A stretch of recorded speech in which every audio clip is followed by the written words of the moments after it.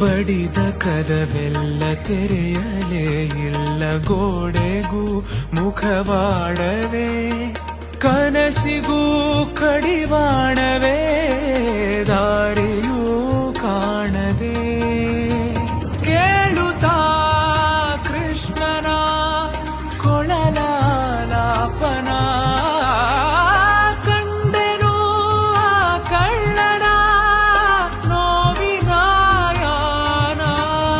ಆ ಮಧುರ ವೇಣುಗಾನ ವೀರ ಚರಿತೆಯ ಕರ್ಣ, ನಿತ್ಯನಾಗ ಬದುಕ ಈ ಯಾನ. ಹಾಡುವೆ ಹಾಡುವೆ ನಾ ಹಾಡುವೆ ಮೈ ಮೈ